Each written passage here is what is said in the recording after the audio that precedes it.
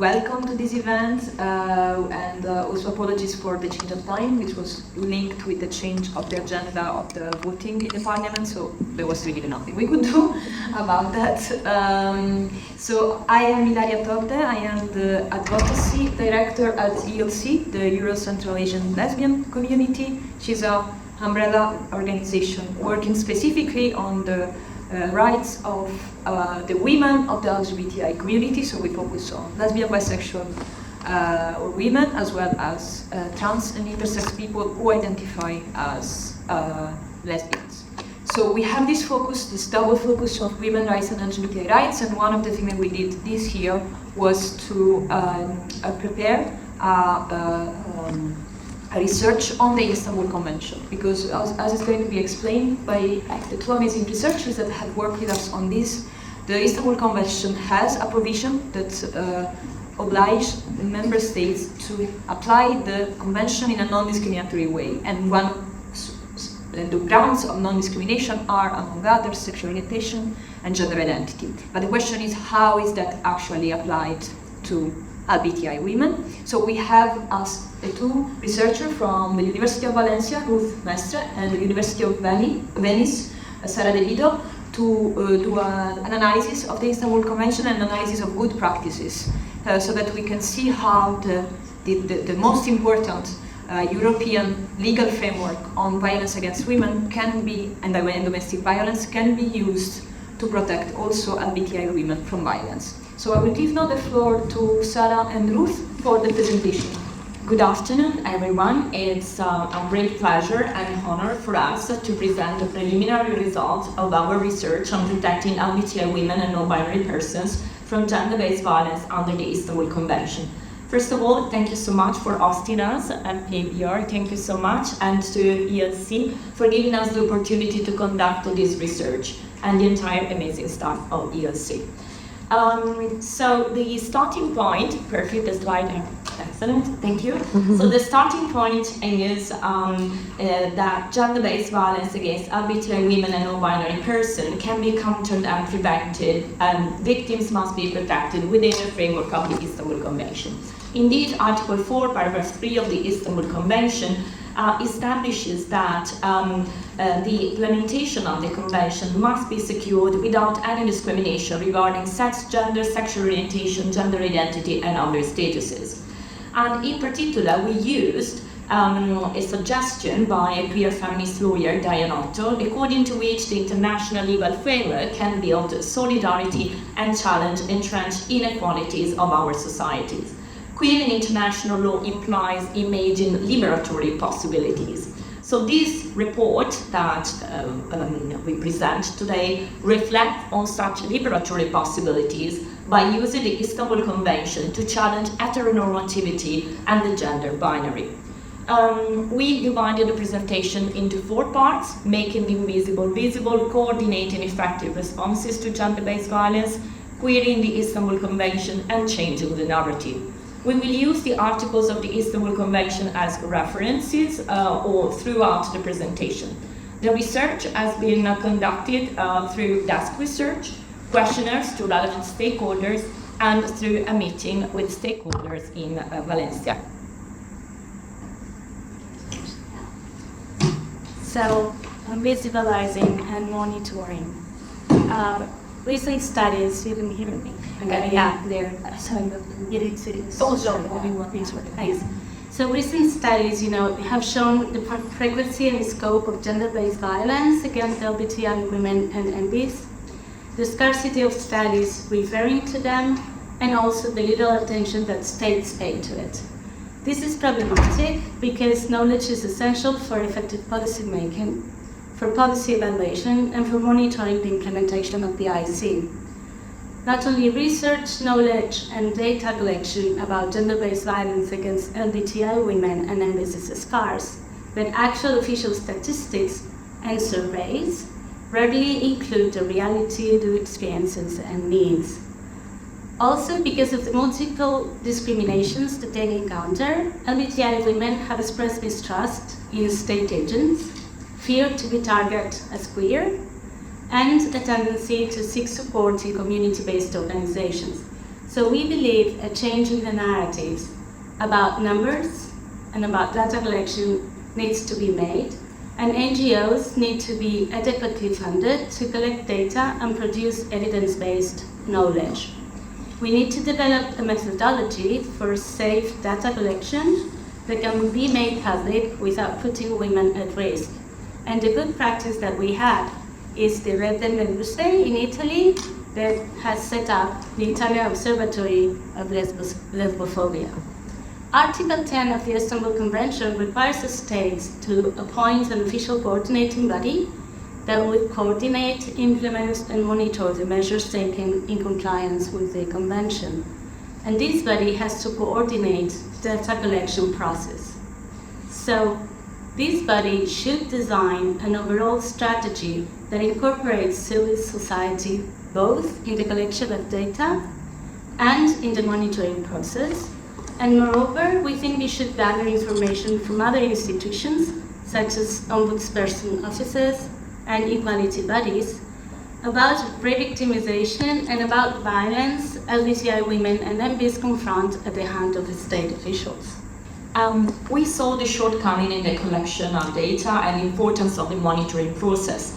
But our research also showed that gender-based violence against LGBTI women and non-binary persons is either not considered as violence at all, not considered violence based on gender, or is formally acknowledged but ignored in legislation and policies.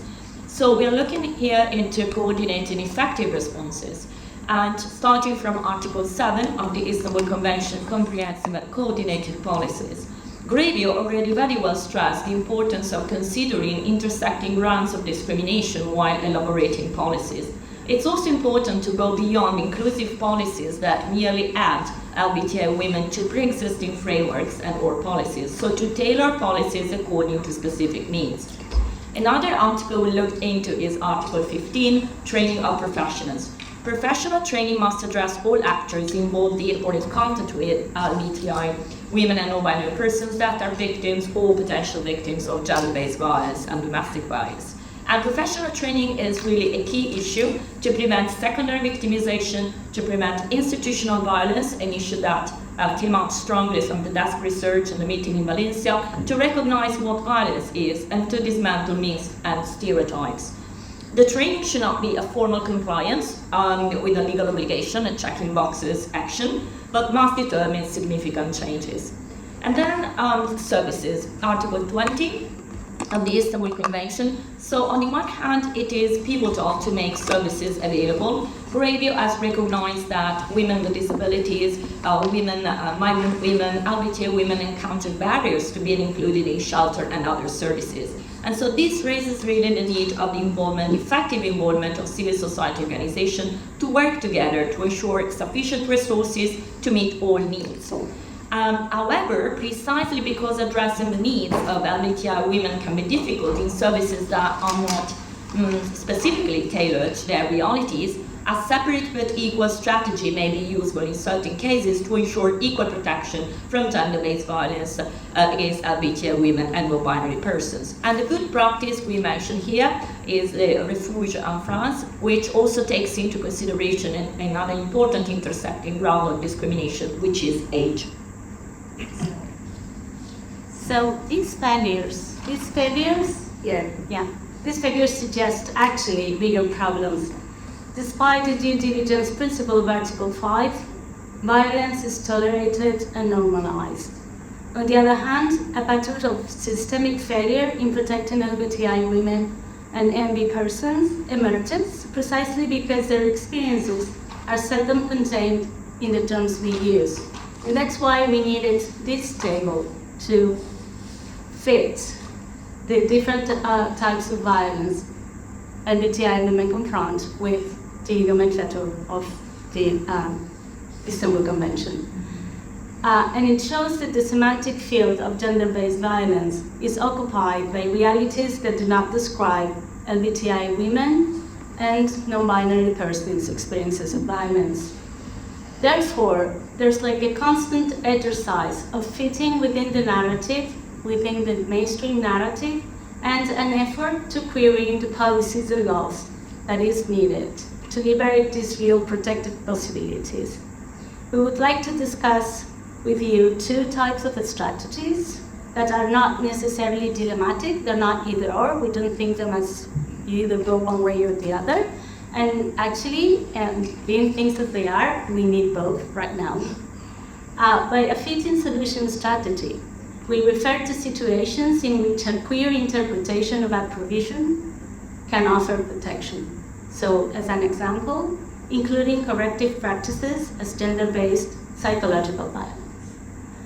By finding a narrative, we refer to the need to find ways to address and respond to the specificities of gender-based violence against LGBTI women and non-binary persons by queering the perspective and not the law itself, or the framework through which we engage in conversations regarding gender-based violence. As an example, how should we speak about forced marriage?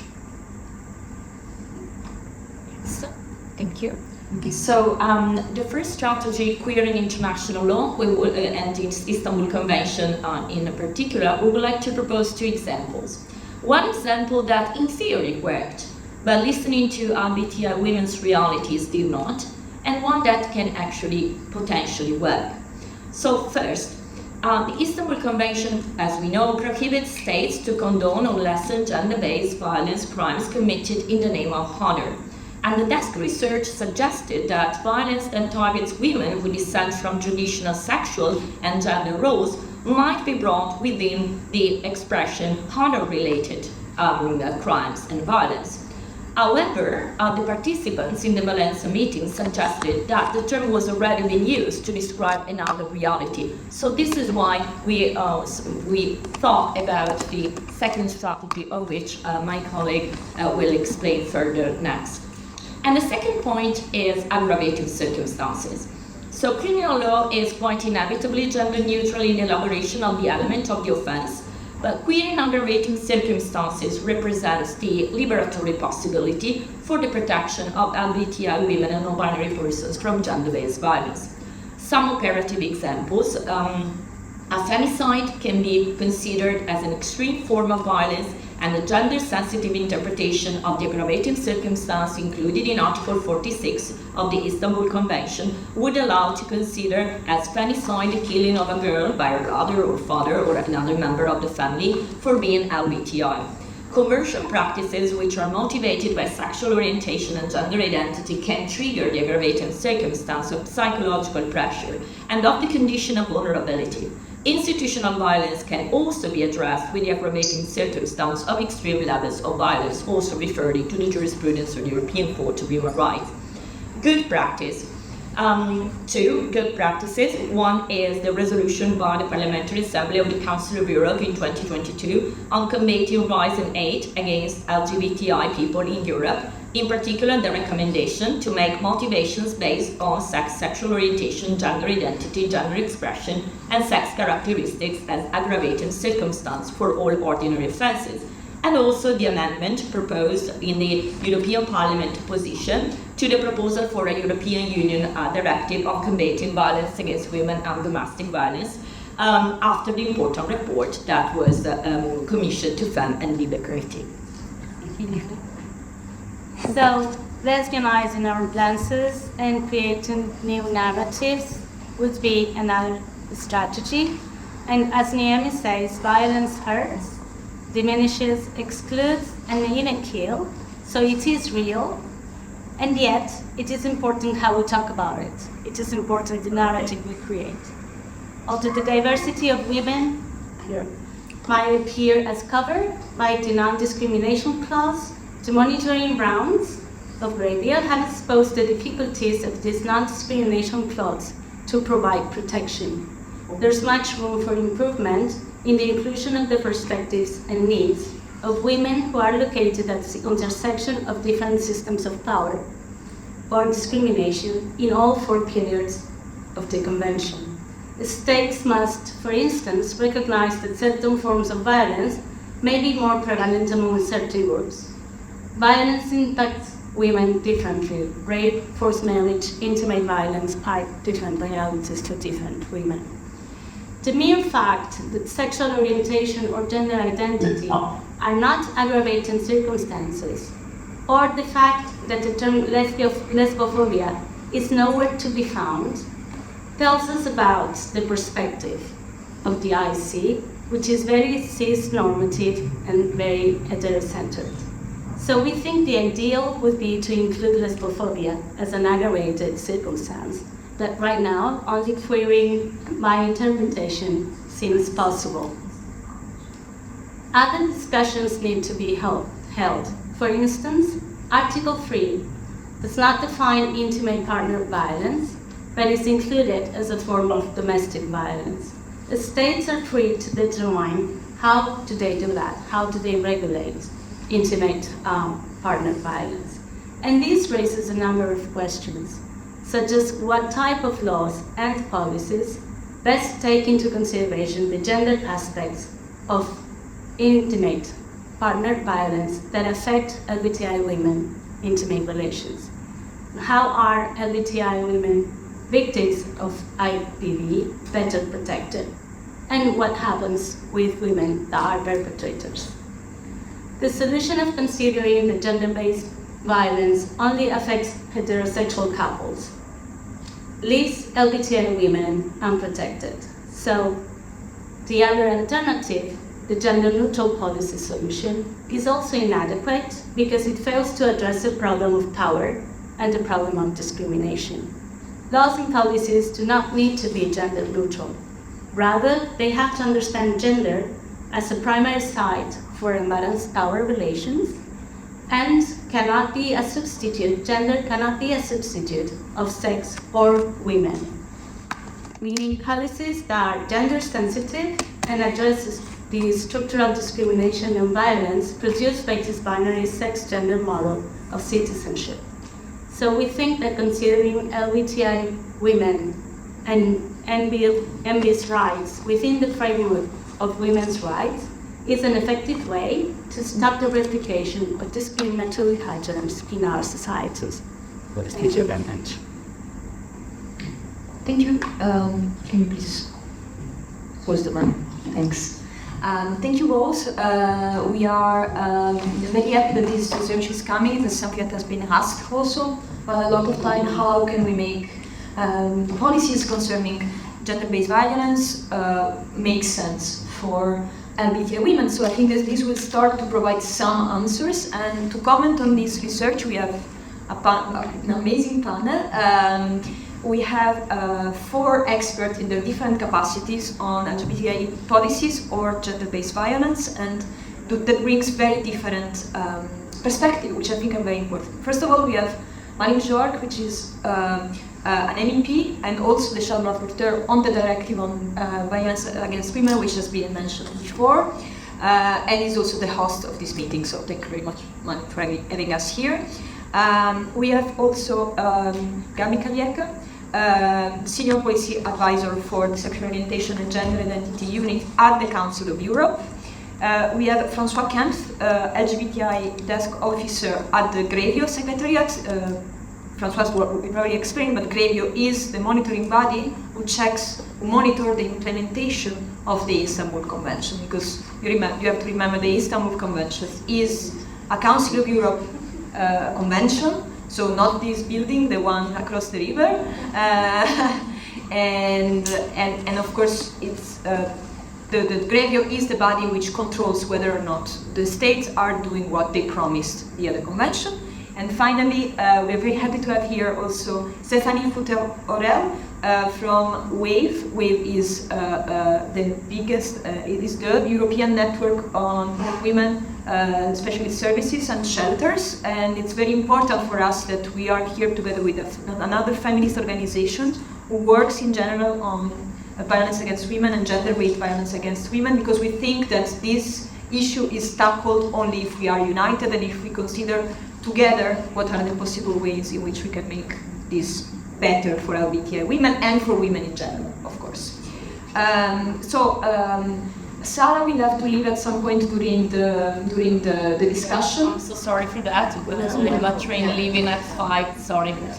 But Ruth is gonna stay, so she's also able to intervene. And I would like now to ask some questions to our panelists. I will open the floor right there, so you can also ask your question.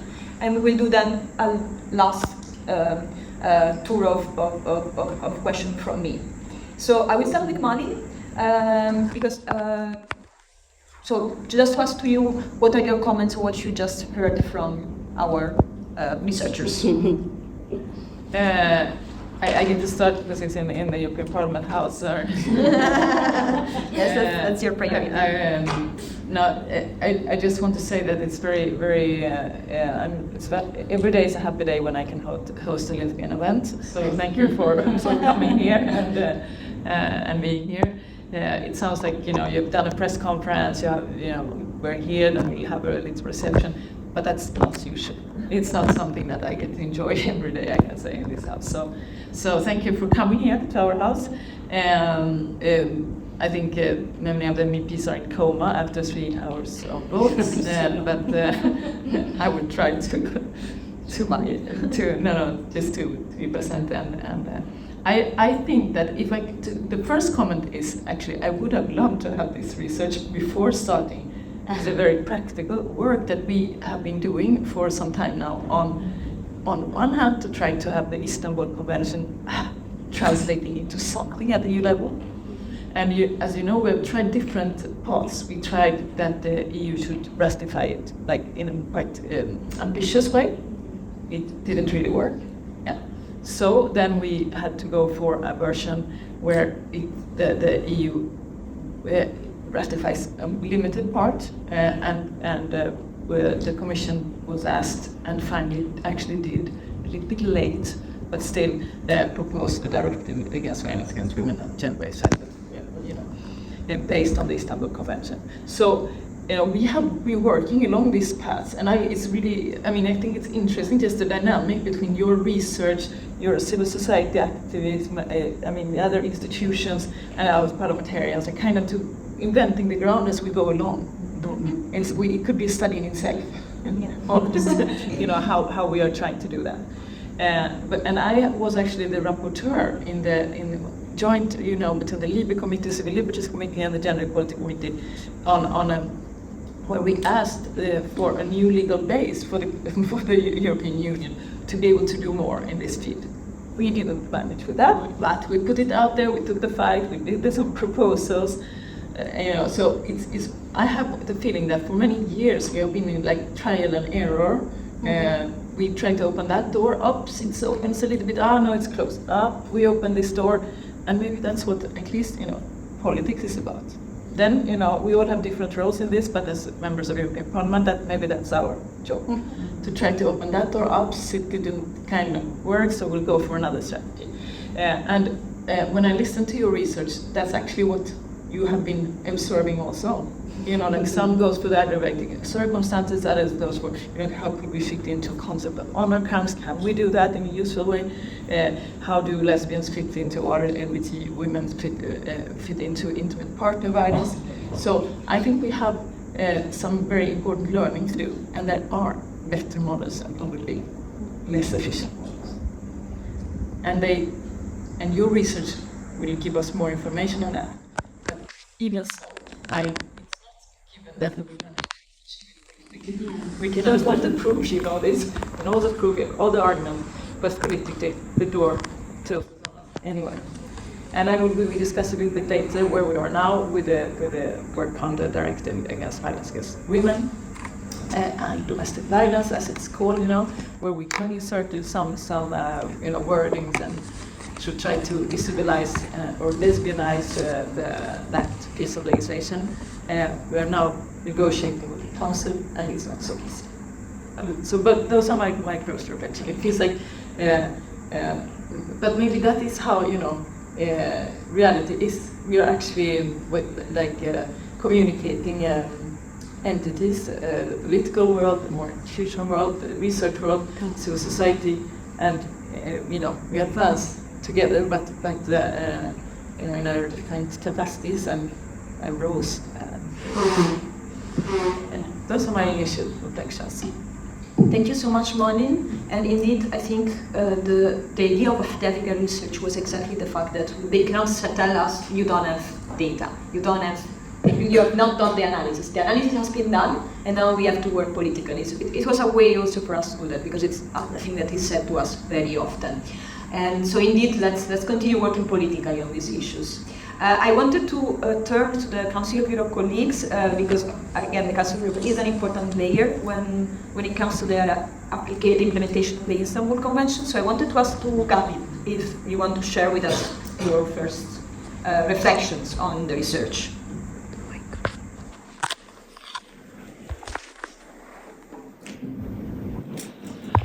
Well, I think it's important, first of all, to recognize that it is an issue, that gender-based violence, domestic violence, and same-sex partner violence are realities within our communities, and that they need to be addressed, and that we have been experiencing also, I guess, opposition in a sense, also to the ratification of the Istanbul Convention, also as part of the sort of anti-gender movement that has been, in a sense, creating a backlash against the advancement of gender equality. I don't think there is in any member state that has yet gotten this completely right in terms of being inclusive of LGBTI people who are victims of gender-based violence and domestic violence. And a big part of this is also the language we use in this context and how this language is weaponized or by initial. Thank you very much. I want now to pass the floor to Francoise. Thank you very much, Ilaria, and thank you very much for inviting us to take part in this meeting. My first initial reflections on the research, first of all, that it is the fact that it's very welcome, because indeed, as was mentioned, we are lacking any kind of information. GREVIO, since it has been monitoring the implementation of the Istanbul Convention, has really emphasized the need for states parties, if they want to implement fully the convention, to take an intersexual approach. And if lesbian women, Roma women, or women with disabilities who are victims of violence do not have proper access to services like shelters, or do not get support when they are victims of rape, then the convention is definitely not fully or well implemented.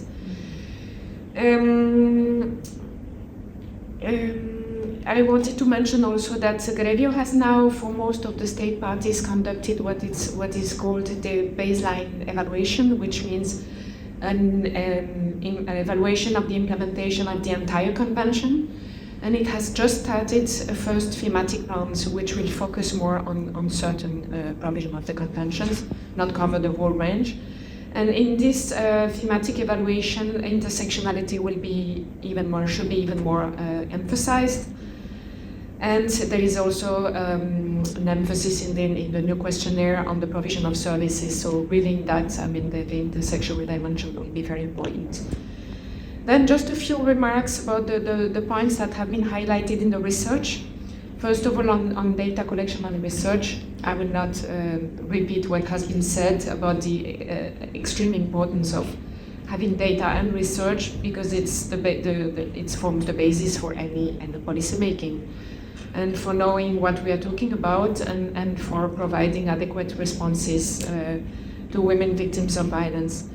And in that respect, I just wanted to emphasize one point. It was mentioned in the research that it's very difficult, of course, to obtain quantitative data. But I wanted to underline the importance of qualitative data, which, it doesn't replace quantitative data, but still it gives lots of information on the experience of victims, on the type of violence, and different elements. And this is an issue that different groups of women exposed to intersectional discrimination face, the issue of quantitative data. And it's important still to get these examples, qualitative information. And then on surveys and research, of course, research, GREVIO has been insisting very much on the need to have research, especially as we lack data. So it's really necessary for research to be funded by the authorities. Another point that was highlighted is obviously training. Article 15 of the Convention, training of professionals in contact with victims of violence. This is a persisting problem and a persisting recommendation of GREVIO in all evaluation reports with regard to all states. There is, even if efforts have been made in a number of countries to improve training of professionals, there are still many challenges in all professions, and some of them in particular, such as the judiciary. And in addition to training, initial and ongoing training on violence against women, GREVIO has frequently emphasized the need to also sensitize, raise the awareness of professionals on the forms of on violence against, on the situation of women exposed to intersectional discrimination. So it's not only about violence against women, but also about the different situations in which victims can find themselves. And one point that was also mentioned in the study, which is important, is the evaluation of training, the evaluation of the effectiveness of training. Then there is the issue of involvement and support to civil society. Again, a very strong point in many GREVIO reports, that the fact that civil society NGOs need to be involved in policy making, in the evaluation, where the authorities need to hear what NGOs have to say about the impact of policies. And this triggers a whole series of questions regarding funding, which is a strong point in many of the GREVIO reports. And finally, just a last word about this, not dilemma, but the two strategies fitting the narrative or a clear interpretation of certain provisions. This is a very interesting discussion indeed, and I found the example that was given of the aggravating circumstances very appropriate and useful. And indeed, that's one of the provisions of the Convention that can be made really use of. And when looking actually at the explanatory report to the Convention, I found out that actually one of the aggravating circumstances is the condition of vulnerability. And when you look at the explanatory reports, it gives a list of groups that can be in a condition of vulnerability, including lesbians. So all the more appropriate to use that article. And if I may, just the last one, another article that could be of interest to use is Article 54. About the evidence relating to the sexual history and conduct of the victim, which should be used only when it's absolutely necessary. And there is case law of the European Court on Human Rights on this, in the case of case GL versus Italy. So that's something that can also be explored further, and let me stop now because I'm speaking too much. Thank you so much. I'm glad we are recording, so I can take all your things and then I will get back to you about all of this. So thank you so much indeed, and we will discuss maybe a little bit more later about this. But I would love now to give the floor to Stephanie from WAVE. Thank you very much. Sorry, just maybe before I start, I will use one term repeatedly through my interventions, which is Women's Specialist Services, because WAVE is a network of over 170 women's specialist services in 46 European countries. So just to be clear, so Women's Specialist Services are feminist services that support women and their children who are experiencing gender-based violence. They include, but are not limited to, shelters, women's centers, helplines, rape crisis centers, as well as primary prevention services. And they work from an empowering perspective really with the woman and taking her experiences into account. They work victim-centered and from they put the women's interest at the center of all intervention. So a lot what I will refer to relates to that. And from the report, I think it comes across very clearly that complex forms of violence against women require complex and very tailored services to respond to the needs, and that general services cannot cover everything, because actually if you're coming from a gender-neutral perspective in a general service, you're actually ignoring the structural oppression that is being experienced by many women, by LGBTI women, by Black minority ethnic women, by disabled women, by so many different women, and one size does not fit all. So I think the issue of qualitative data is really, really important, because as much as quantitative data can be valuable, what we need is really the input from the front line of services working directly with the woman and seeing the impact of policies on a day-to-day basis. Because as we've also heard, and as we see throughout the WAVE network for different groups of women, also including undocumented women, for instance, refugee migrant women, and especially those women are LGBTI or non-binary, that the specialist services on community level are being trusted, and they have the data and the stories to really illustrate the more quantitative data. And also on the issue of the coordinating body, it is really, really important to have a collaboration between the civil society organizations and a governing coordinating body, because only together can they really make a difference in a frame of multi-agency work. Because there needs to be a monitoring from civil society level about these provisions, legislations and implementations, because otherwise how would a coordination body from a government perspective be able to monitor what's actually going on the grassroots level? And then there's the other point on the training of professionals. I mean, we cannot emphasize that enough as WAVE and our members. We keep saying this again and again and again, because also not all professionals who are dealing with survivors of violence against women, gender-based violence, have any knowledge or even specific knowledge. And we see that repeatedly throughout the judiciary, particularly the police, but also social services and also primary sort of general services that victims come into, and failing that knowledge, the women get sent back to the perpetrator often because they get no choice and they're not getting the support they need. And that increases the risk of further violence and femicide. So these are some very first points that really overlap. And I think another part is really the joining forces between different parts of the feminist movement, because we're going in the same direction. We cannot erase women from legislative frameworks that are on violence against women and women in all their diversity, including LGBTI and non-binary women, including Black and minority ethnic women, including disabled women, undocumented refugee migrant women, because these are the women who are often first impacted by gender-neutral policy making and where the services are being cut. But I will talk about this a bit later. So for now, that's... Well, thank you so much.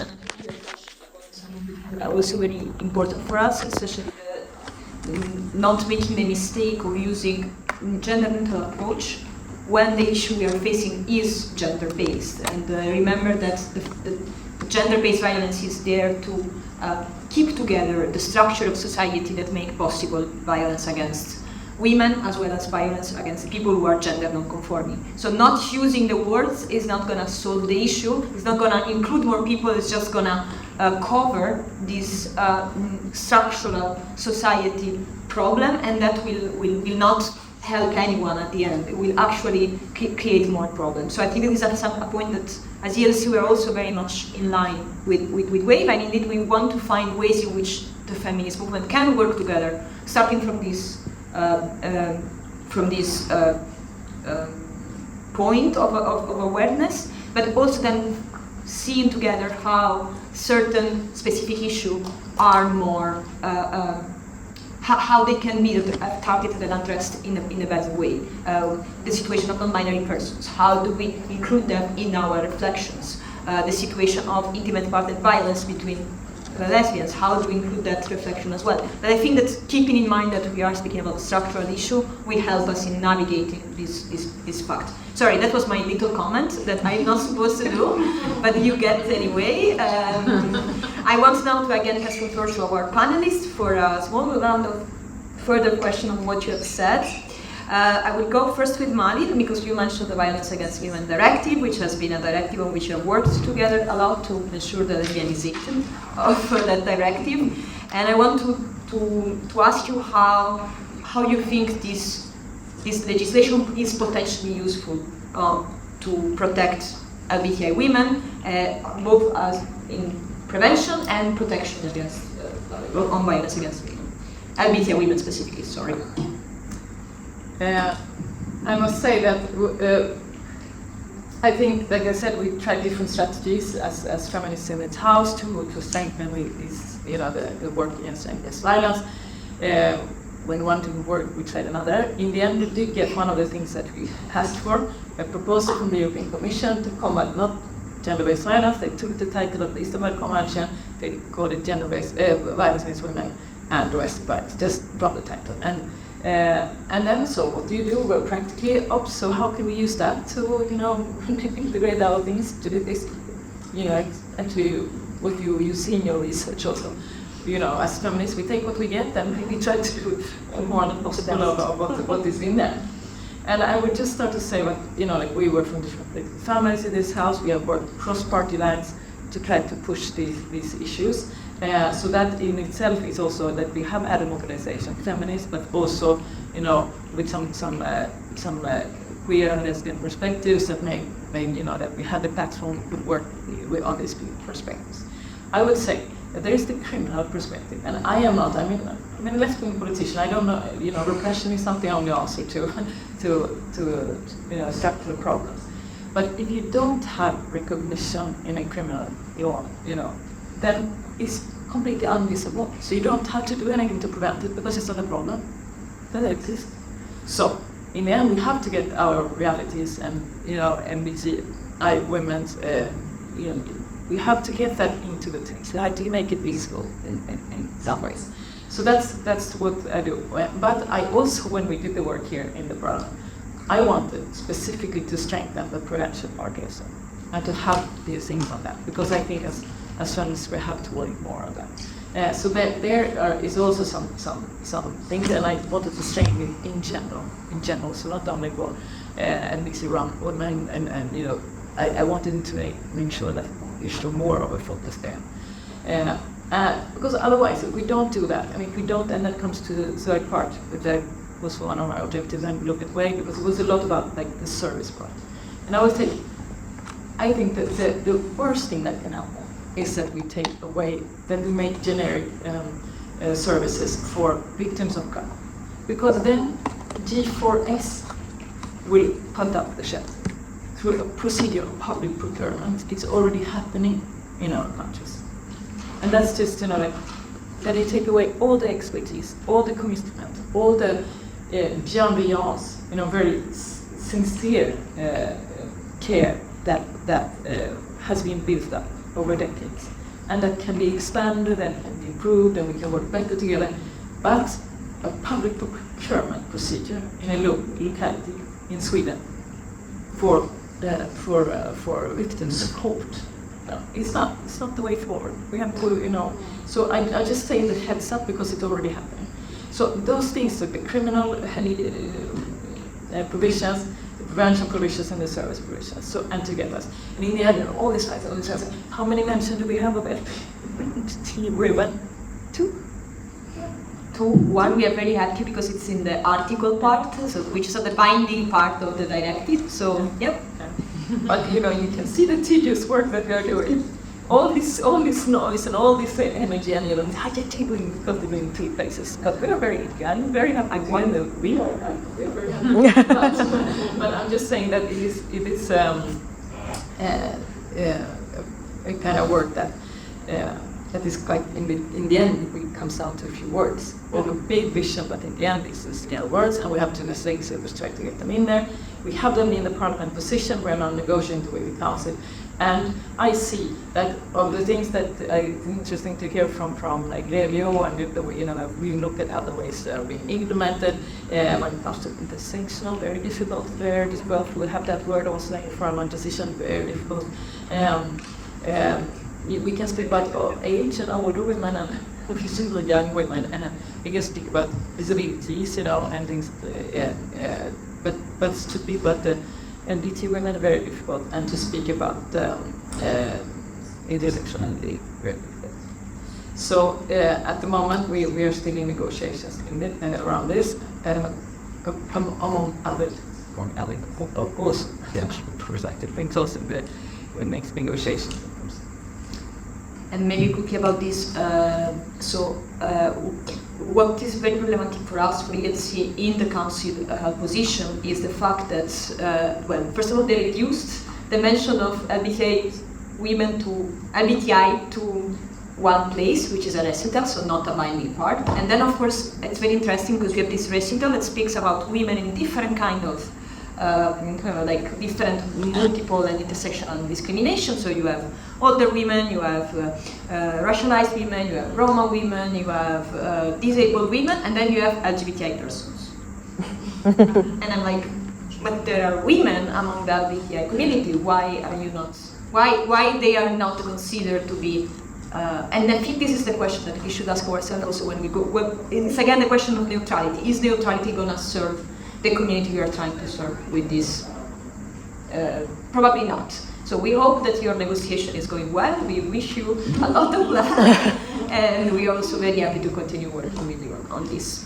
I will now continue again with my amazing Council of Europe colleague. I'm very happy that I'm saying Council of Europe colleague a lot in the European Parliament.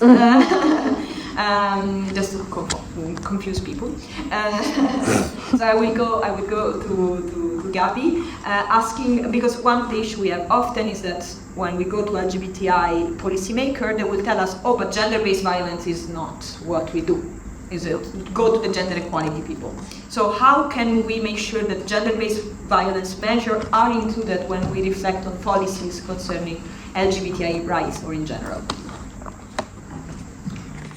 Yes, I think the way this question is phrased is interesting because in general we are more likely to find references to gender-based violence against LGBTI persons in national strategies or action plans that deal specifically with gender-based violence and domestic violence rather than the other way around. So in LGBTI action plans to find reference to gender-based violence and domestic violence.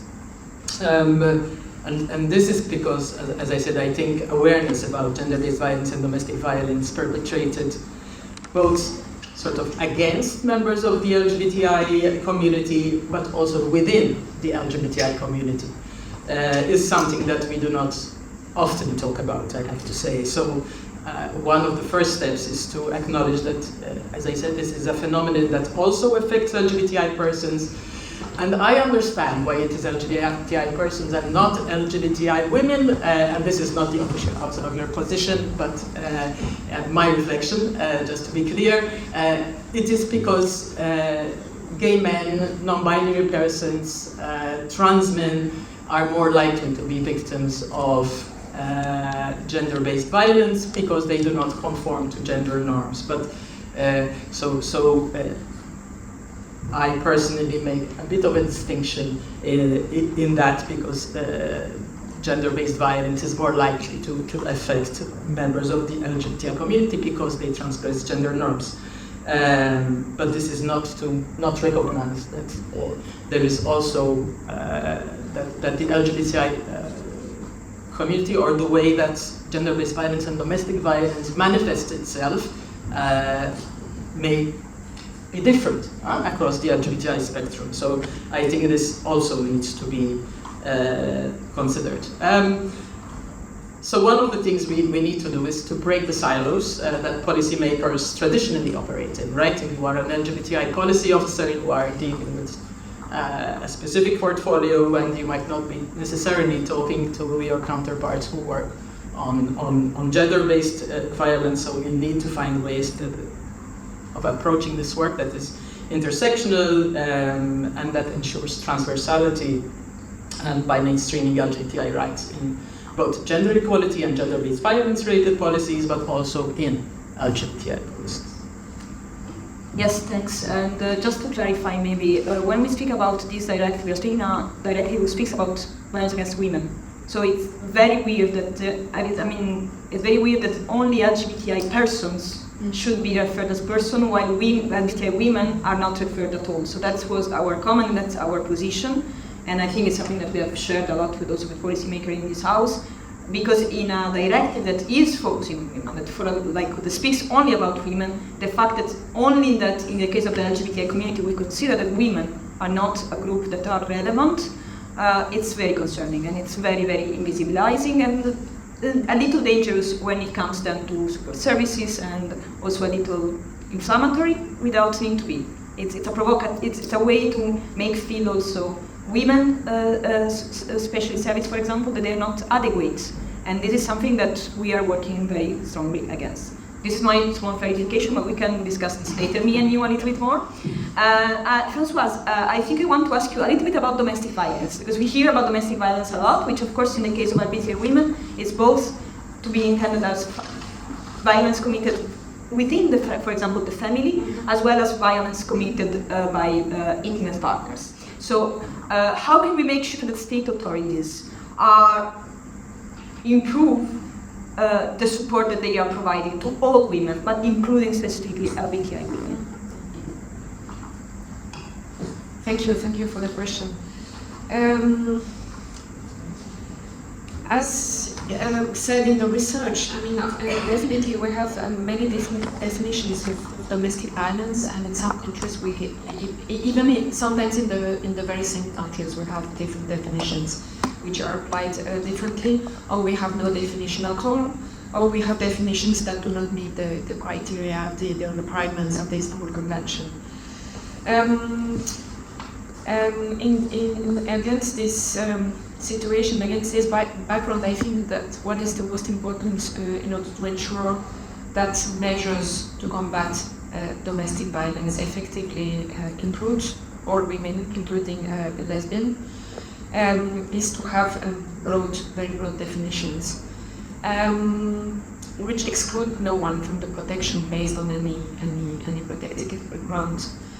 What GREVIO has found actually when it comes to definitions is that sometimes there are conditions like the type of partnership or the length of residence in a partnership or elements like that can limit, or the fact that people have to reside under the same roof, which limit the application of laws against domestic violence. But it has so far, to my knowledge, not found anything related specifically to LGBTI women.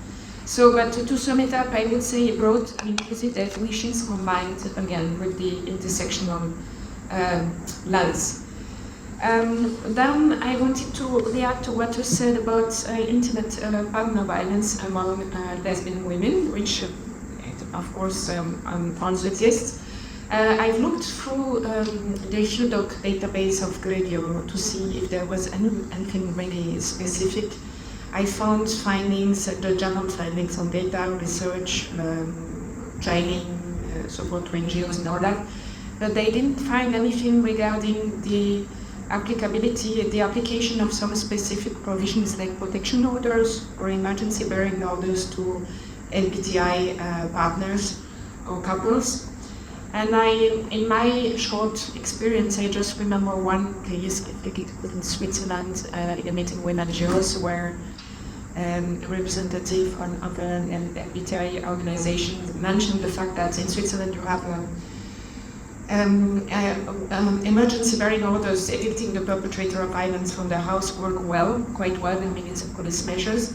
But they were saying that when it's a LGBTI couple that calls, they don't care, they don't implement the measure. So that, I think, is also an area of the Istanbul Convention that should be more looked at. But in order to be able to evaluate, we need information and data. Again, if we go back to that question. And then I wanted to make a point, but I will not make it because you've already said everything about the gender-neutral policies and the specialist versus specialist services, all in favor, of course, of everything that was said here. Specialist services are absolutely crucial to meet the needs of every woman victim of violence. And I would say that if lesbian women, for instance, do not find appropriate support through existing specialist services, this will not be solved by having generalist services on the contrary. What we need is more training of the specialist services or additional funding to have like a special hotline or helpline which is able to meet the specific need of lesbian women, so more specialization. And one final comment, when we speak about the different, the exposition to multiple forms of discrimination, something that was impacting to me was during a visit talking to a person, a woman heading a shelter, and she said that she sees more and more of the victims that come to them have complex needs. So you cannot say like women without any intersectional additional, or women, lesbian women, or older women. Many women have a whole range of complex issues that they have to deal with, and this is why we need really services, specialist services that are able to grasp these multiple issues. Thank you so much, and I think that what you were mentioning, especially about support and funding for women's specialist services, it's a good way to then introduce Stephanie, because my question for Stephanie was exactly, how do you think, what are in your opinion the main struggles that women's specialist services experience in providing support to women in general, and of course LGBTI women specifically? So some concepts will come up a lot. Gender neutrality is a massive issue. I will go into detail later. Lack of funding and capacity of the services. And sometimes there is no common concept. What is the women's only service? Because the definitions of women can vary. But so let me start with the gender neutrality, and this then will be the bridge created to the anti-gender movement, because there's the very active opposition against the term gender, the anti-gender movement that we are familiar with in a range of countries, and that kind of policy making. However, there's also gender neutrality that is being misunderstood as being more inclusive. However, if we live in the world as we do now, with hundreds of years of oppression against women, especially if you're talking about in our geographical regions in Europe, which have exported also lesbophobic and again general gayophobic ideology to the countries they occupied and colonized. So we live in hundreds of years of this structural oppression and inequality. So how could it be serving anyone to have a generic service except for the dominant population groups? So this is really, it goes to the heart of everything else, because if we ignore oppression, discrimination on the grounds of gender, gender identity, race, migratory status, disability, many other concepts, then we actually say everyone has the same rights and has had so for hundreds of years, which is not the truth, and we all know that. So I don't understand what the big problem is, except for the groups that have their unchallenged privileges challenged, they fight back. Mm-hmm. So, but we're also making progress as civil society, so in a way it's also a good sign that we're making headway, but it's being fought against with very disproportionate means in terms financially and politically. So the gender neutrality really is at the heart of the many challenges for women's specialist services, because they're often the first to get cut. I will go back to the issue of public tendering for services, where price seems to be the lowest price, not the best quality, seems to be the deciding factor. Because the issue is, it's a very short-sighted intervention. For instance, we've had this issue about public tendering of women's shelters, for instance, in Austria, in the UK, in other countries, and housing associations who know how to put a roof over someone's head, but have absolutely no experience in complex trauma for women or LGBTI women or women with additional needs, for none of those, and yet they get service contracts because they offer the cheapest price. But that means, in the long run, and I hate to resort to this aspect because it shouldn't be the deciding aspect, but many policymakers only listen if you come with an economic argument. it also means it costs society more. There are studies in France, in the UK, in Italy, on the so-called social return on investment of women specialist services. So for every euro invested, they return 6 to 8, in some studies 11 euros, back to society, because there are less repeated police, social service interventions, emergency housing, lost working hours to the economy because of trauma and injury, hospital visits, and let us not forget the huge human impact, the increased femicides, because the woman, the moment, for instance, in domestic violence, she separates from the partner is the most dangerous one because he loses control over her, or even in same-sex relationships where the perpetrator loses control. And then if she's faced with a general service that maybe gives her a roof over her head, but there's absolutely no trauma support, then she will go back because that's the only option, or she's homeless, sometimes even with children. And the children also suffer. And even if there are no children in the picture, this is unacceptable. So this is not sustainable for anyone, for human rights, and neither for the economy. So the big issue is, these are some of the issues within the feminist movement. With specialist services, we often see, and it has been touched on in the report, the separate but equal. So there need to be specific services for specific needs, because otherwise women will feel they're not being served in the needs they have. And how could the general service know about all needs that specific groups of women have? Even within the wider feminist movement, not everyone will know what does it mean to be an LGBTI woman and so forth, like a non-binary woman. And we had in several specialist services, and I come myself from a specialist service 7 years in the UK, working in specialist services.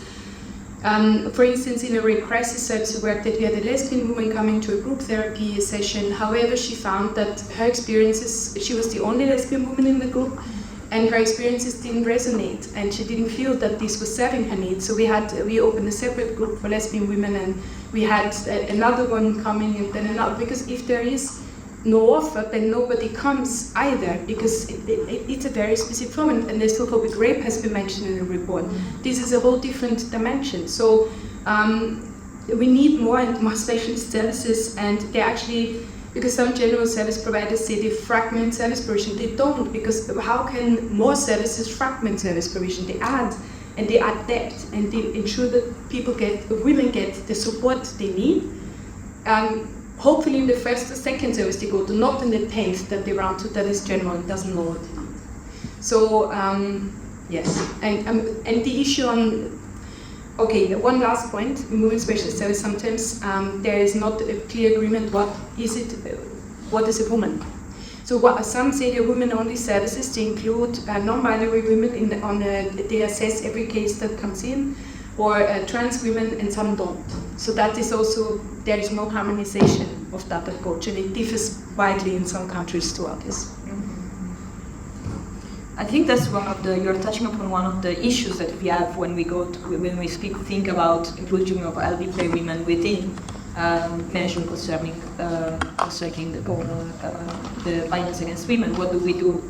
How do we make sure that people start to understand that it's important, for example, that trans women are included in women specialist services? How do we make this in a way that people don't feel called out, but called into this conversation, which is very important and very complicated, but also very important to have, because of course we need to ensure the inclusion of trans women, and we need also to avoid a situation in which people do not access the services because of transphobic conviction, but that are very, very ingrained in our society, and therefore in people who then will not go to the services. So I think we need to do really our work also in knowing each other better, in knowing the different needs where people come from, and try to explain each other to the others, and not saying this silos approach where we cannot speak with each other, while actually the issue that we are facing, the root of the violence we are facing, is very similar.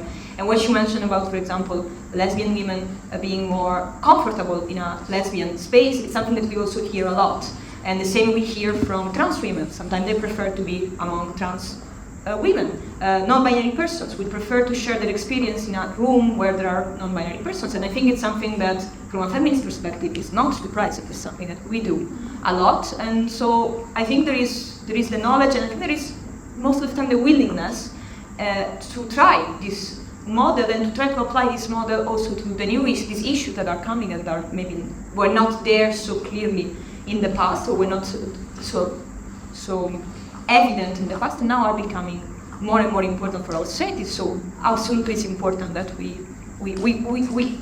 stay with the trouble in a way, we stay with this issue, we stay with this discussion, and we try to call people in instead of out. I think that's an important part of what we do also as ILS. I will open the floor if there are anyone who wants to have a reaction. Otherwise, I have other questions for my amazing speakers, but I want to give you all the opportunity to speak with them.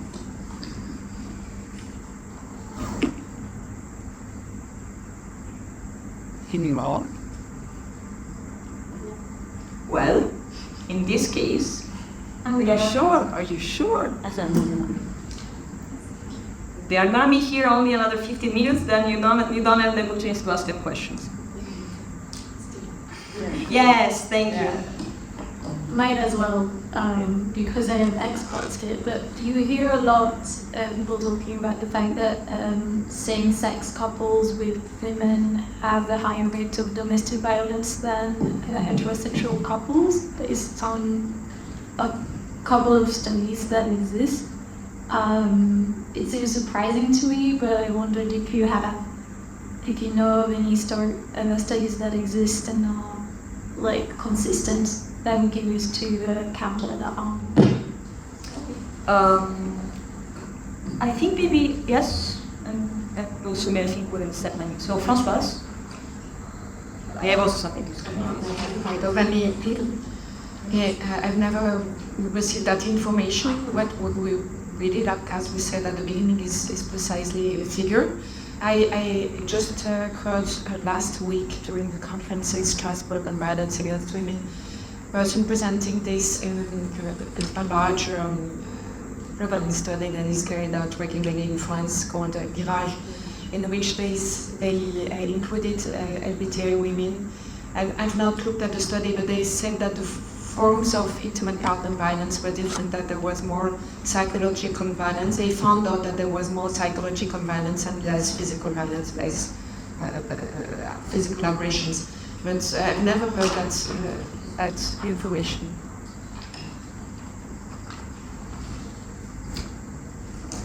I've also never heard that information. My question would also be how many women were interviewed in same-sex relationships, because it's the same. Sometimes when there's a report that suddenly there's an increase in domestic violence, and actually what has increased is the reporting of the violence by women in countries where there are structures and services in place that are better trained. So honestly, I've never heard this, and I would really be very interested in the statistical sample of women who were interviewed. I don't know the exact source for it, but I studied the manosphere for a while, and it's something that comes up a lot in arguments, although it's been very hard to find proper data to back it. Of course. We didn't find actually any report that was reliable and that was serious to give us numbers and to give us data. We did find as a report that was produced a couple of years ago that only counted 5 countries, and the numbers, so the percentage, if you like, of violence, of intimate violence among lesbians was not higher in none of those countries than for heterosexual couples. So I don't know where this information came from. And the thing is also that we don't have data, we don't know. And we don't know either how are those states registering this type of violence. How is it reported? And under which box does this fit, right, when they produce the statistics? And maybe just one more from us. We do a lot of research, so it's a little bit, it's one of the ways in which we do policy making. And we do advocacy for policymakers. And one thing that is very clear to me is that it's very difficult to find projects that focus on LGBTI women, on lesbians, on lesbian couples. It's very difficult, you never find them. And then there are sometimes these projects will pop up and that are sometimes even funded about violence in intimate partner violence among women. So it looks like this is a huge societal problem. I think that the reality is that everyone in this society has patriarchal, that applies a patriarchal structure in their life, and which means that some lesbians will be oppressive towards their partner, because that's how we have built the idea of a couple that has to be a space of oppression. So, and then there is also a lot of trauma and minority stress that also enter into the conversation. So, of course there are cases, and as you have heard, we are not like, oh, this is not a problem. However, I think that we have to be careful in not falling too much into this narrative of, the disgusting lesbians are doing something disgusting, because that's the narrative that exists always about lesbians, that in a way or another, we will be disgusted. So I'm not surprised that in the manosphere, as you mentioned, in this men rights activist group or whatever. I mean, I'm glad you did the research and I didn't, because I would be very, very hungry all the time. But I'm not. Yes, exactly. But I'm not surprised that they are coming up with this narrative, because it's a narrative that we have in our society. The lesbians are either disgusting or violent, or somehow they embody a type of masculinity that somehow the men see, they see reflected in us, while it's not the case. And so they find ways for justifying this stereotype and this prejudice about lesbians. That was my little critical things. I will maybe ask still a few words from our panelists on an important issue, which is the anti-gender movement. We have been hearing from this, it's something that we know that it's present, it's very powerful. So I want just a few words from you on how this is anti-gender movement actually managing to boycott the measure on violence against women. How is the anti-gender movement making violence against women easier in Europe today? So I will start with Stephanie. Okay, so I think there are different expressions of the anti-gender movement, right? We have the very frontal conservative groups, just groups, so-called NGOs, also from the right-wing parties, who push actively against even mentioning the word gender, also in legislations and so on. But it would also be kind of short-sighted to only look at that aspect, because again, it's going back to the gender neutral discussion, because we are seeing a gradual negation as violence against women, and now making in all that diversity being gendered and completely ignoring the historical roots of that. And it often comes from previous countries that actually had strong policies to protect women from gender-based violence. For instance, in the Nordic countries, we see this a lot from our members reporting from Sweden, from Finland, from Denmark, although Finland has had gender neutral laws for quite some time now. And often it goes down to the fear of discriminating against men somehow and so on. Again, completely ignoring the patriarchal structures behind that. And then, for instance, and again, the defunding of specialist service for the benefit of generic services, this public procurement. We've seen examples in the UK, in Sweden, in Spain, in Italy, in Serbia of this happening, in Austria, as I said, as well with shelters. And many times, the specific services are then forced to cater to the general population, even to men, or they're being completely decommissioned. And one point, crisis point, which has highlighted the impact of this whole gender-neutral, anti-gender movement, decommissioning of services, was also during COVID, because violence against women, and including LGBTI women and non-binary women, spiked incredibly. And suddenly, it was like, okay, there are not enough services, there's not enough provision, and suddenly we had more interest also from policymakers who were talking to specialist services or networks like ours,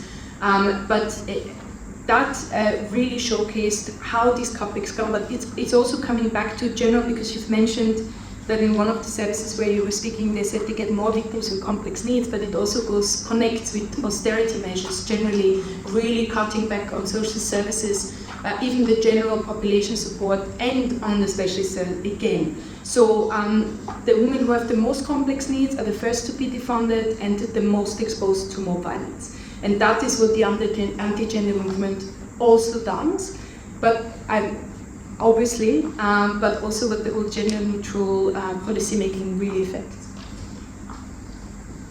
Thank you very much. And I will pass the floor to, well, our Council of Euro colleagues, because I think that the anti-gender backlash is impacting both your works in the sense of the implementation of the Istanbul Convention, in the case of Francoise, but also the implementation of other Council of Euro standards, especially, for example, Committee of Ministers' recommendation on discrimination based on sexual orientation and gender identity. So I will start with Francoise, and then we could go to Gabi for these last comments. Thank you. Yes, definitely. I mean, the backlash against is focusing on women's rights, on LGBTI rights, but also on children's rights. And on the whole, I mean, it aims at completely eroding Council of Europe and all human rights standards. And at promoting alternative so-called values, and this is borderline kind of dangerous because, as you say, these movements are very well funded and they work through a lot of organizations, and they are very good at disseminating these type of narratives. And for us, working on the monitoring of the implementation of the Istanbul Convention, we are not so much confronted to the backlash against the Istanbul Convention in the sense of opposing ratification. This is more for other Council of Europe bodies like the Commission of Human Rights or the Parliamentary Assembly. And we have programs, colleagues of ours that work in several countries to try and combat the narrative, the anti-gender narrative of the Istanbul Convention. But we still, of course, as Stephanie mentioned, we still see very much in the monitoring of the implementation of the convention, we see very much the impact of anti-gender movement in some specific subjects. I will mention three. One issue is education. In the chapter of the Istanbul Convention on prevention, we see the ideology is increasing, and persisted at least in many quarters. Against the idea of including in educational programs notions of such as dealing with stereotype gender roles, promoting equality, the right to household integrity, consent, and all these issues. I'm not mentioning sexuality education because it's not in the Istanbul Convention, but you see what I mean. And this is increasingly, possibly increasingly challenging. And we know that these are organized campaigns. Then there is another issue that has always been there, but we see it's popping up in some places more than before. And it's probably the result of campaigns carried out by men's organizations or fathers' organizations. And it's related to the issue of custody and visitation rights for children in situations of domestic violence. And there have even been laws that have been passed which have a very negative impact in terms of safety for women victims of violence and for their children. And this implies also the use of the so-called parental alienation syndrome, which turns to guilt against the woman who is a victim, who is accused of being the violent one, the one responsible for everything. And the final result is very often that first of all, the woman is not protected, but then the children end up having to live with or to be visited by the perpetrator of violence against the woman or the child. And this is very serious in many places, and it's a reason for many delays, for lots of violence and murders. And this is increasing in a number of countries. And I would just mention a research that was published not long ago in France. It was issued, a report was issued by this commission that was tasked for the last 2 or 3 years to deal with children victims of sexual violence and incest, the CMIs. And they issued some sort of a call in favor of mothers who try to protect their children from fathers who have abused children and they are not believed. And this results in the children victims of incest having to be left unprotected. And the last point, I will not insist because this is exactly what Stephanie just mentioned, is the dangers of the gender-neutral approach that we see very much in different countries, defunding the feminist organizations, going towards generalist services which are contracted for commercial bids and so on, and also the issue of data collection. When you have a gender-neutral approach, the data often look different because they are collected differently or presented differently. And I found your question about this the incidents of violence for lesbian couples interesting, because this might be yet another attempt to play with data by some groups. And I would finish by saying that what we try to do within the Council of Europe in order to counter that anti-gender narrative is to insist on the concrete impact of the convention in the countries, the positive impact that it has, really to try and build a more positive narrative, and to emphasize also the fact that despite everything that is being said, the convention continues to be ratified by new countries and has now just been ratified by the EU, which is a very great achievement. And the final word will be to say, as Stephanie said, that in the face of this gender movement, it's very important to echo the united front of human rights defenders who work together. Thank you. Yes, but I think in general we can say that we have seen a gradual progression, not perhaps uniformly across all member states, but a progression in terms of legislation and policy that protects equality and human rights for LGBTI persons, increased recognition of same-sex partnerships and their families, access to legal gender recognition, more hate crime laws that include SOGI grounds, for example. But this has been accompanied by backlash, which has led also to increased incidences of hate speech, hate crimes, stigmatization of LGBTI people. So this has also been reflected in statements and reports of the Commissioner for the Human Rights of the Council of Europe, as well as ECRI. And we have also seen sort of both the stalling of some legislative initiatives as well as regressions even. So it's not just that things are not happening in some places, but actually things are moving backwards in some places. The removal of recognition in Italy, for example, of lesbian mothers is one example of this. Stalling in the UK, so the proposed bill on conversion practices or language of the recognition reform. Also in places like Belgium, there were initiatives that were being discussed, which have suddenly disappeared off the table. So it's not only the sort of traditional countries where, you know, we knew were perhaps more difficult, more problematic in terms of advancing, but also those countries that where we thought, you know, LGBTI rights were on a positive path. And we know that some countries have resisted ratifying the Istanbul Convention simply because the Istanbul Convention makes reference to sexual orientation and gender identity. And they use this to create a false narrative that this is an entry point to grant rights to trans people and same-sex couples, for example. So it does, of course, affect our work, this propagation of misinformation, of divisive discourse, of fueling prejudice and scapegoating of the LGBTI community. And often what we see is this pitting against each other, right? The trans community versus cisgender women, right? So as if by respecting the rights of one, you are at the same time negating the rights of the other, which, you know, is a false narrative.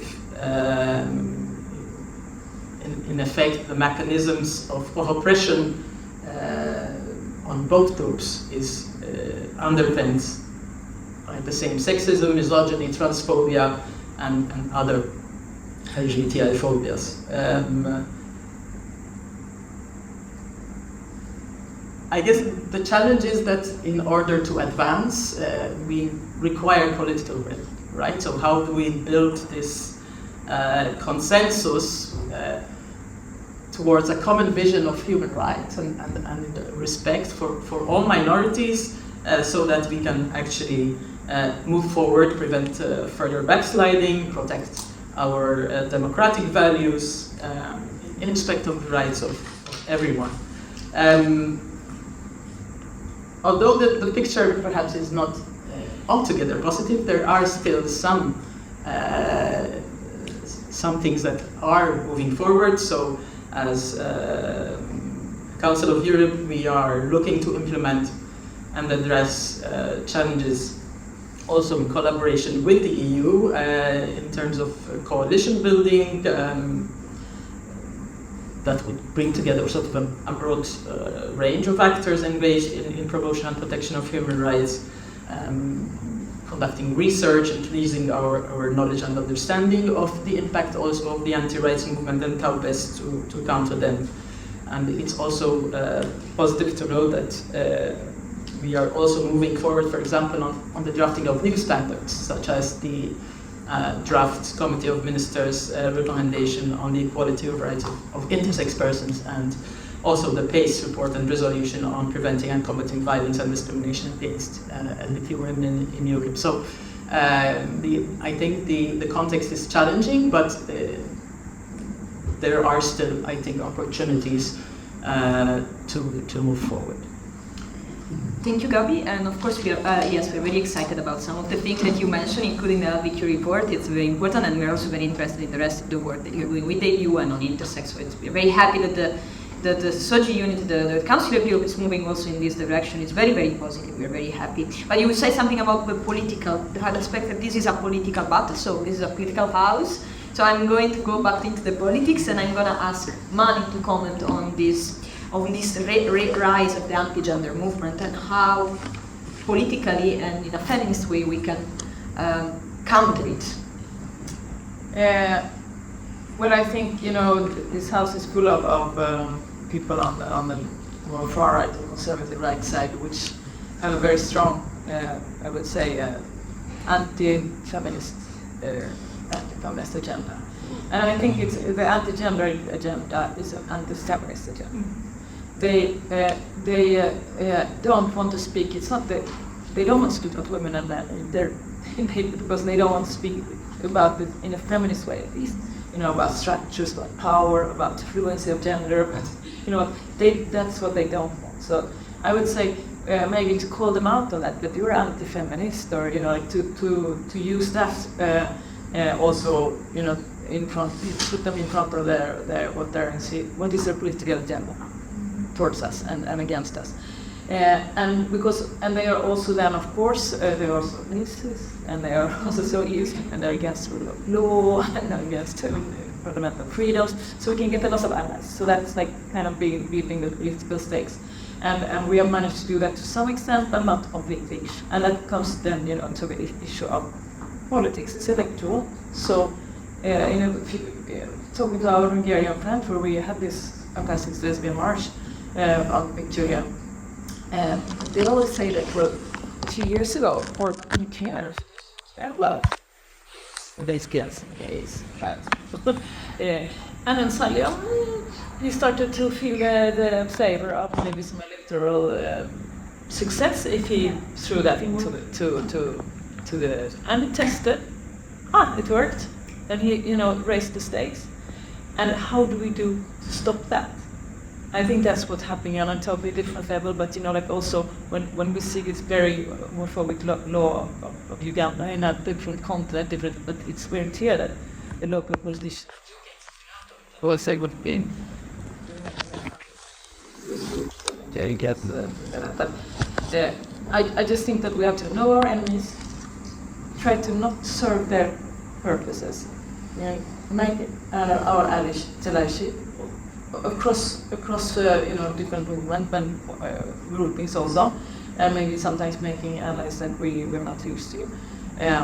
I tried to reach out to the environmental movement also. Why not? For them to mobilize and see like this patriarchal power actually plays the prominent one in many ways. And then I think one of the best strategies is to progress. So if we can make progress, be it in my country on legal gender recognition, which my party is working a lot on, or another reinforcing the women's chapters instead of dismantling them. All those things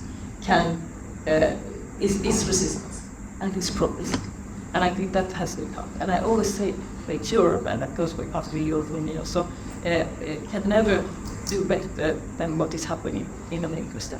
It hasn't happened. It doesn't happen now. It's not going to happen at Europe. We have held fast and then the SOGI with the good pieces. So that's so don't underestimate. If you do get it right in your country, in your region, or something, that makes the whole difference in people's lives, and it also makes a difference we. But thank you. I have to go to the second meeting because that's how big you are. Yes, I was about to say that we have to close, so if you want to say a few words to close, it's also fine. So these are my closing words. Amazing closing words. Thank you so much, Malin. So that we can make no progress unless we have, like work in cross institutions and also, but in my case also, I think we cannot thank enough valorize enough the civil society, because you're not only doing the work on the ground, but you're also drinking expressions and shot into this house and other things. Thank you. Thank you. Lesbian genius. Yes, as you can see, lesbian genius. I will ask the lesbian genius in chief, meaning my boss, to maybe just say 2 closing words, and then we let Malin go. Yeah, Malin, thank you for being here. I start by thanking Ruth and Sara, who is not here anymore. I took a few things from everything that you said. I took maybe they are not even true because it's my interpretation of what you said. I took the fact that the majority of the work in Lesbianizing the Istanbul Convention is made by the civil society, so I'm very happy with that. I love this table of correspondences between the gender-based violence for everybody and for the LGBTQ women part, so recognizing what violence is for LGBTQ women, and to include as much as possible lesbophobia everywhere where it's possible. When we started with the ELC project in 2016, everybody, our friends, allies, institutions, politicians were asking us, but why? You don't feel covered by the LGBTI umbrella. Yes, there are specificities for trans people, there are specificities for intersex people, but you should be covered by homosexual generic things. So I have the impression that after a few years of work now, we are coming to understanding why with lesbians are not exactly the same thing that gay guys or other kind of oppressions. And I think that it's thanks to all of you, institutions, politicians, researchers, and civil society. So the last thing that I wanted to say is that we are celebrating on the 25th this amazing day of against violence against women, and with the ELC. And with the ELC, we are going to celebrate it on the 24th in Brussels. And this year we have tried to focus and concentrate on the European election, on politics, and on launching a Me Too at a political level. Because, as Malin was saying before, there will be in a few months the European elections. And I take your quote because I wrote it here. I think that we have to try to open as much as possible many doors, because doors, as we know, usually close back on us. So I think that this is our hope, to open as much as possible doors now and for the European election, and then we'll see what happens after.